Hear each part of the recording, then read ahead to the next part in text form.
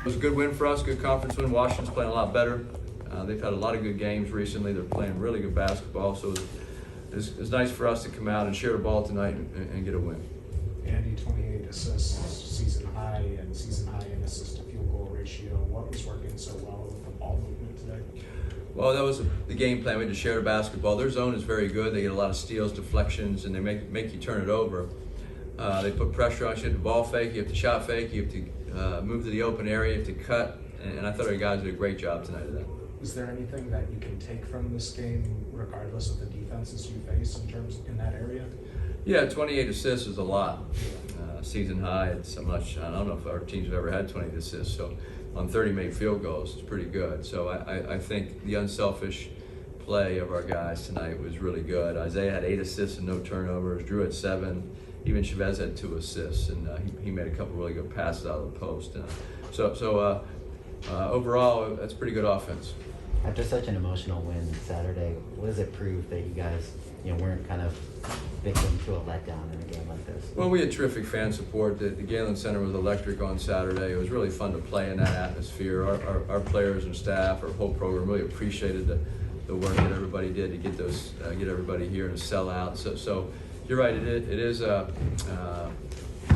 it's hard to bounce back quickly after such an emotional game against, especially a team as good as UCLA is. But we have a long season. Our players, they're trying to compete for a championship or compete for an NCAA tournament berth and seeding in the Pac-12 tournament, et cetera. There's a lot to play for, and so this is a very important game for us.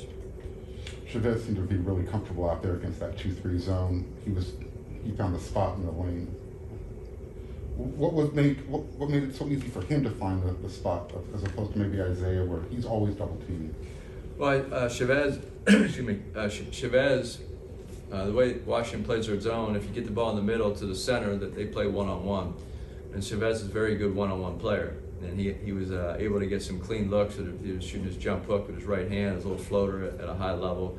And then he was down the baseline. Isaiah made a couple nice passes to him quick on the baseline, where he was able to just turn and score the ball. How's Isaiah doing just with that mask? I know you said well, he hadn't worn it before. I thought he played pretty well. He had 12 points, 8 assists, and no turnovers, and made 4 free throws, 4 for 5 on the foul line. So he looked, as the game went on, I thought he looked more comfortable. I thought in the beginning he was a little hesitant, and just his rhythm was off, you could tell. But I thought as the game wore on, late in the first half and then the second half, his timing was much better. It looked like a guy that like he did 2 weeks ago versus someone that sat out for 2 weeks. That was just a rhythm thing, not like the mask getting. Well, I think a little of both. It's different to play with a mask, and also he hasn't played in 2 weeks, so that's a lot of adjustments for one guy. And he barely practiced yesterday. He was able to go in and do a little 5-on-5 yesterday for about 10 or 15 minutes, but sitting out for 2 weeks, that's tough. You played 11 players in the first half. How'd you come up with the decision to expand your roster? Well, it's hard to play 11 guys in one half. I don't know how we did it, but we were some foul trouble. Max and Reese picked up 2 fouls each, and then we went to Isaiah White, played really well tonight, and the freshmen all got in. So I thought it was a pretty good team effort, and I always tell our guys, if you play well, you play more minutes, and it was nice to see some of the young guys go in and contribute and help us win.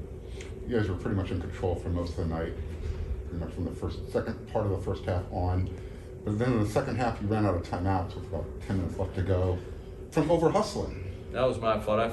I didn't realize with 15 minutes left we didn't have any timeouts, or 12, 14, whatever. That's never happened, and that's on me because I forgot that we had been on the floor and we dove for loose balls and called 2 of them, but that was on me. I just completely forgot we did that, and I'd never been out of timeouts that early before. So and I was like, have you ever lost timeouts from the team over hustling before? Yeah, they were over hustling, and so anyway, that was on me. That was a dumb timeout by I just completely forgot.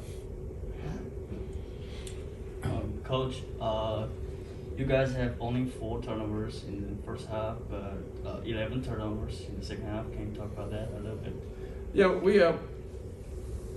I thought when we're up by 20, and we became very sloppy on offense for quite a few possessions, and then defensively we're playing to the score a little bit. And Washington is too good a team.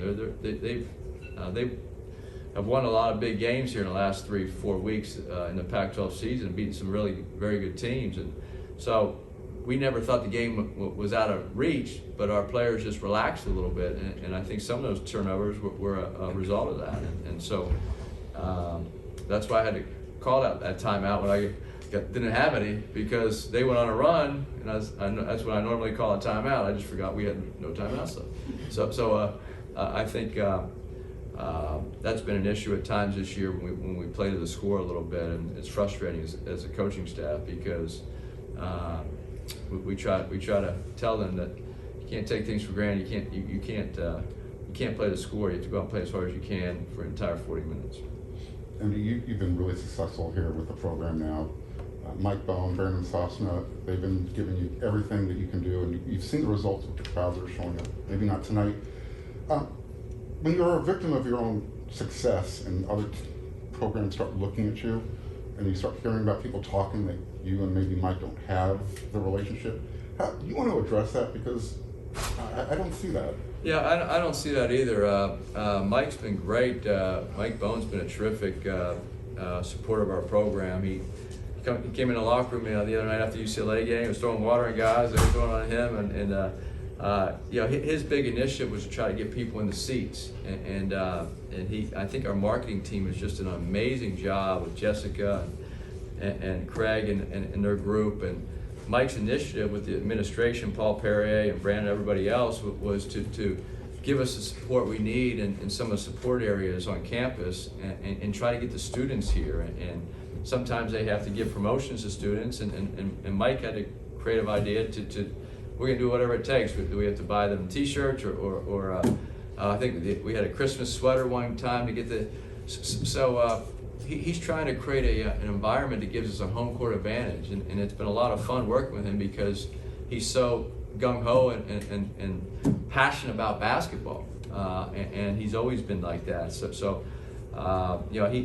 Him and his wife came over to my house, or our house before the season, and we had a little get together, and he was really enthusiastic about that. And he gave our guys the Elite 8 rings, so it's been a lot of fun, and I think it takes time to build a fan base. It takes time to make a home court advantage, and even a game like 8:30 tonight, it was a decent crowd, but that was more the timing of the game versus.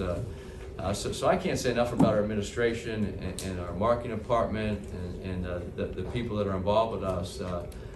They've been great, and I think you're starting to see our program compete with some of the other programs, not just on the court, but in some of the other areas. And it wouldn't be possible without Mike and the people in our administration. So it's an exciting time for USC basketball. I think it's